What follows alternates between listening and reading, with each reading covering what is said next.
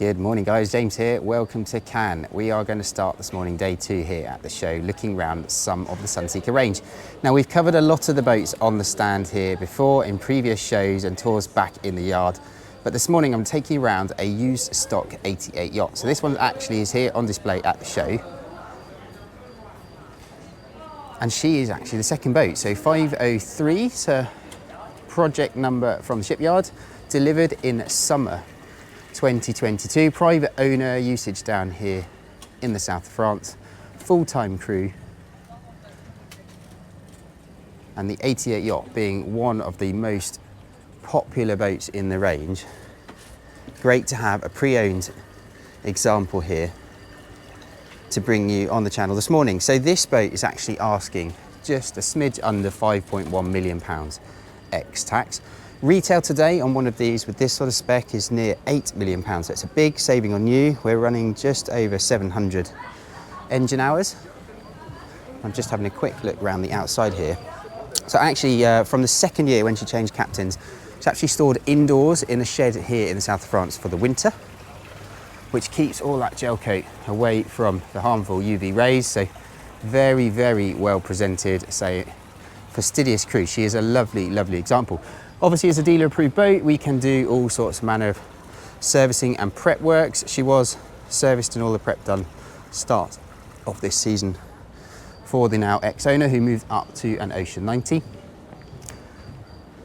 Let's jump on board and check a look around. Now you can see on the back here, this is the Extend Transform Sunseeker system that you're starting to see now more and more on some of our new models. So that basically allows this seat arrangement. I'm not going to demonstrate it because I've got lots of tours on the channel. It drops down and the seat then is here on the bathing platform, but in its current configuration you can see that then integrates into the cockpit seating, allowing you more social space up top. It's not a garage, but there is a small storage area here on the back with a little seat. There's a shower up in the lid there, and then on the back here, this is where you would store your tender.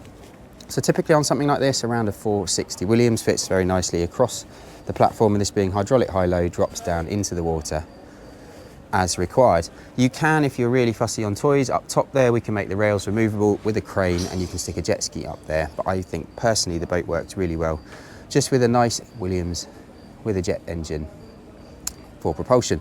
See a couple of water toys on the back here, just examples of the sort of thing you would typically find on a boat like this, with the electric e-foil flightboard there and of course a sea bob.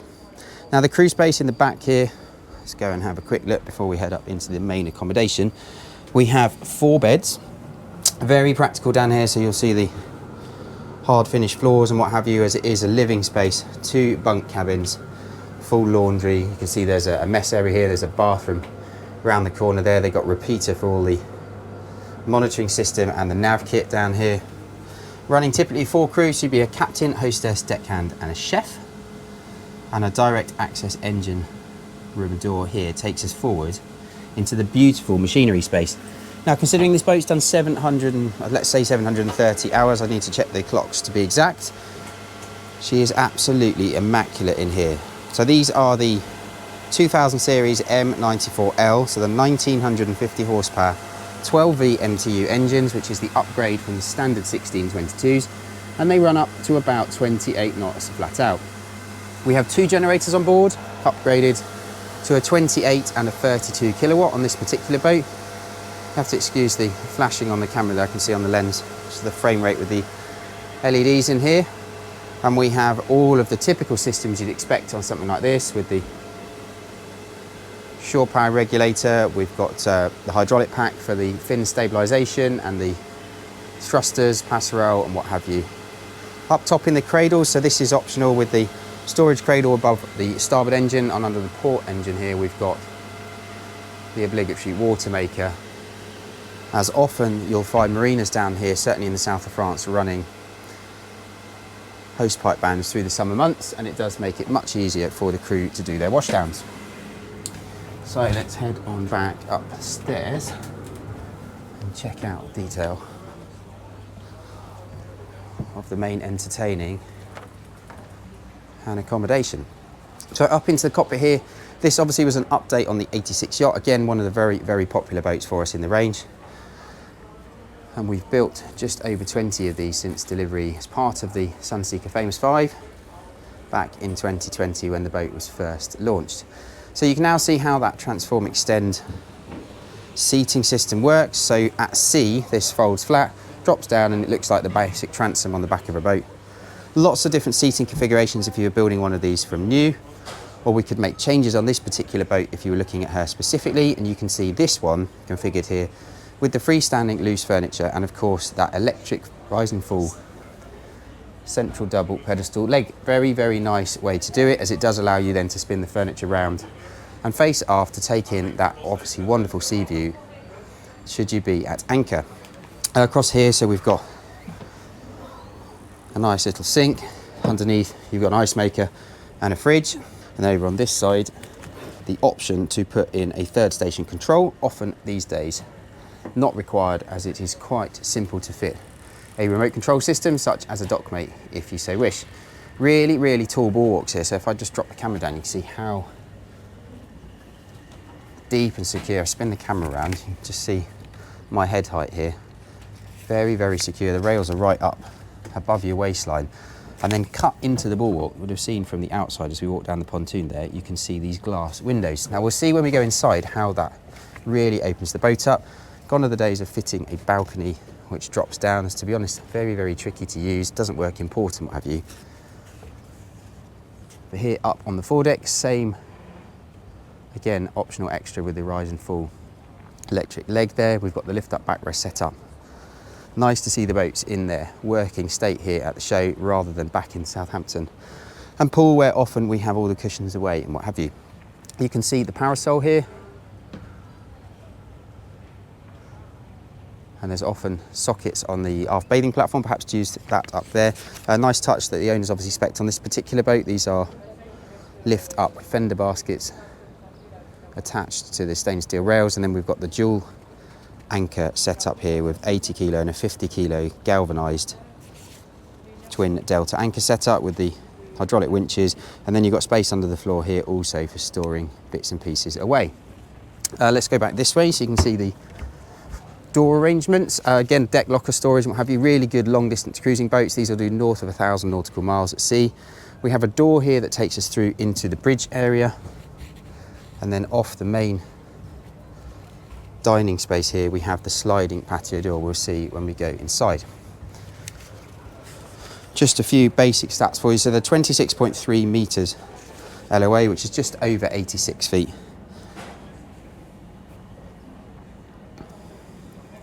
Still fits under the 24 metre load line length, which is really important from an operational point of view. So she is very much an owner operator boat for an experienced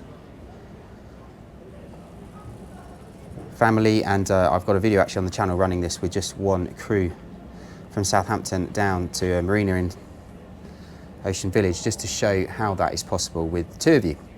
So we're now looking forward into the saloon. I'll just stand back and you see these beautiful curved doors and a flat floor here. So this is a drain underneath the threshold, so we don't need to have a lip then on the door here, and that takes us forward here into a conventional saloon with all the seating here on the port side. You'll see a few of these on the channel, a couple of different options with the TV. This one obviously exposed here on the starboard side. They did an option with a big sort of sideboard with the TV hidden away, but it is dropped right down as low as we can get it there, so you don't lose the view out of the window from the seating here opposite. There's some storage in here, but the rest of the furniture you'll see has moved to this freestanding floating feel akin to more of the larger yachts, to just raise the fit and finish throughout. You can see some really nice touches, things like the LED feature lighting here up in the ceilings as well. Some very stylised LEDs, possible to dim everything down in the evening. Big deep sofas, it's a very, very comfy place to sit, and if I just spin you around in my eye line, you get a feel for how that glass works all around.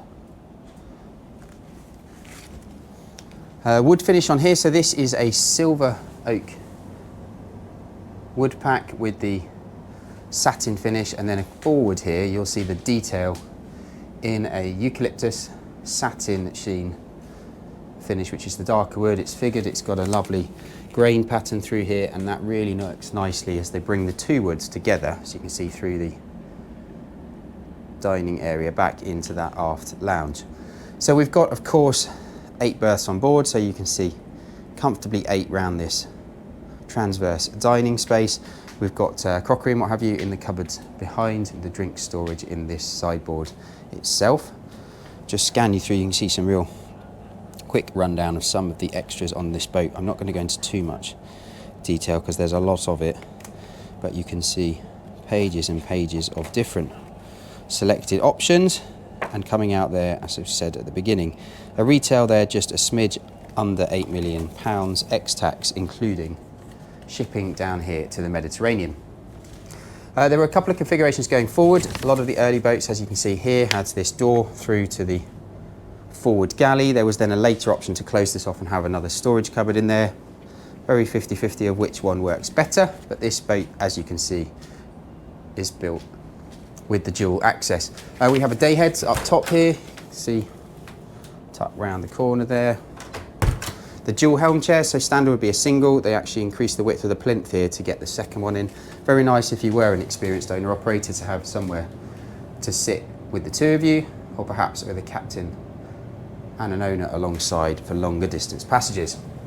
If we jump up in the seat here, at the main bridge, you can see all of the kit very nicely to hand. Proper little ship feel in here. And I've got even a joystick system for my docking. Of course, hydraulic thrusters there, throttle controls, control for the remotes, as well as being touchscreen. You've got a jog dial there, so you don't have to get out of your captain's chair when you're underway. Autopilot control. And in my eye line there, you can just see the view actually out of the bridge itself. The door we mentioned earlier is just down here, so easy access out there when talking to your crew, or a bit of ventilation, perhaps if you don't want to run the aircon and generator systems in the evening. Across opposite here, so of course we have a fully equipped galley arrangement, several different configurations done on these through the course of the model introduction. We've got fridge freezer at the back there, nice walk-up bar arrangement here, and all of the typical appliances that you'd expect to see on something of this size. There is a second crew door there which does allow access out onto the port deck for serving and also provisioning the yacht when you've got perhaps guests here in the saloon. And then we've got, as you can see, a wood floor finish here in the saloon forward into the galley with the carpet aft. Of course, being very much a modular build, it is possible to make changes to things. If you were buying this specific boat and you want to change upholsteries, wood finishes on the floors, perhaps different exterior styling on the furniture, that's all relatively straightforward to do. And we tend to try and encourage owners to keep the wood on the bulkheads and what have you where possible. This is still feeling very modern and fresh, and it all pretty much still in the current colour range in terms of the wood finishes and what have you. She's very much, as you can see here, alongside the brand new boats on the stand, very much in keeping with the latest in the range. So let's head down and see the guest accommodation. 4 cabins on these. They work really well whether you've got dual owners, growing families or charter boat, as you do have 2 almost equal status double cabins. We come down here to start off with into the master cabin, and you can see the central island bed. So we're actually facing aft. That's the engine room behind us, and in between, for noise isolation, we've actually got a transverse bathroom arrangement here, synthetic stone up on the bulkheads, big shower at the end there, and then this sort of walk-in closet arrangement here in the back corner. So we've gone into a lot of detail on these in the past, so this is just a quick flip through this particular boat in case you're actually interested in purchasing her. Very, very nice decor here. It's very neutral with the greys, the silvers, and it works with the two-tone wood extremely nicely.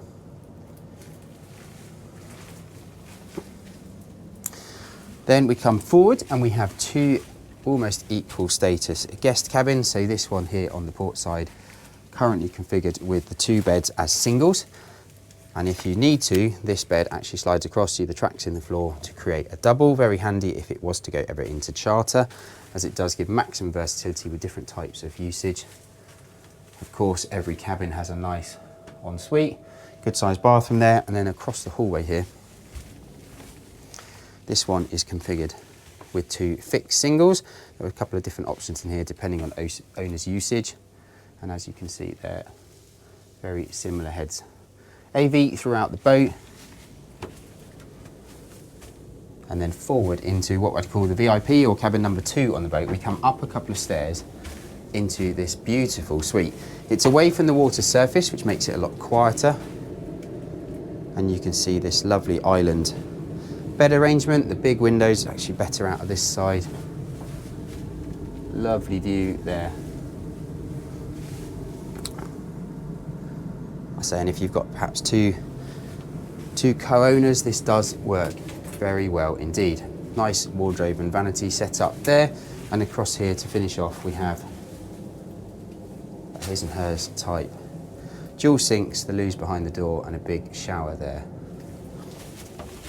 Right, let's head on back aft and up to the flybridge.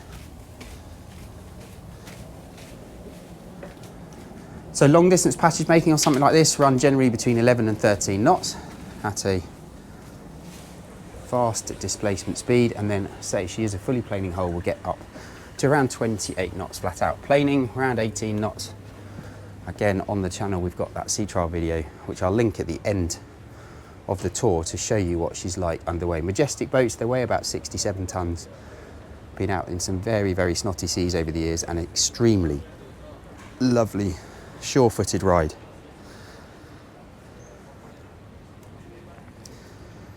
Just scanning around, so you can feel the space up here on the flybridge. Very much a modular design to each individual owner's requirements, and we could change it if required.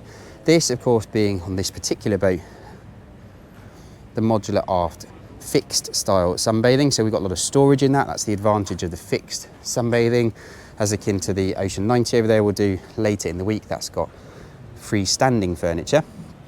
We could, say, as we've mentioned at the beginning, do a crane arrangement up here with a jet ski. We have to make these rails removable. We can do a spa bath up here.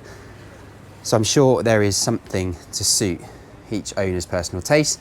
And then generally from here forward, this is quite standard in its setup.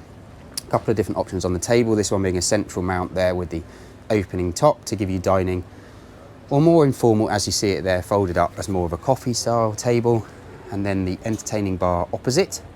There are options for stools on this. It does take up a little bit of space on the deck, so if I just stand back here, you can see how much more room you get with that open. And of course, being right at the top of the stairs there, very easy for crew to come up for serving and what have you. We have a griddle, ice maker, fridge, cool box, and all the usual bits you'd expect to see in the back of the wet bar there.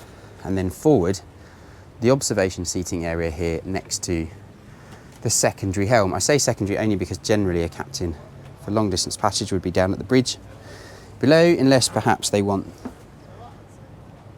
to integrate with the guests, or say if it's that owner operator, perhaps the family are all chilling up here together. The very, very best seat on the boat arguably is actually sat forward here. You're tucked in underneath the windscreen, like being almost in a Formula One car. It keeps the wind off. Fantastic view, and you can enjoy the running of the boat underway.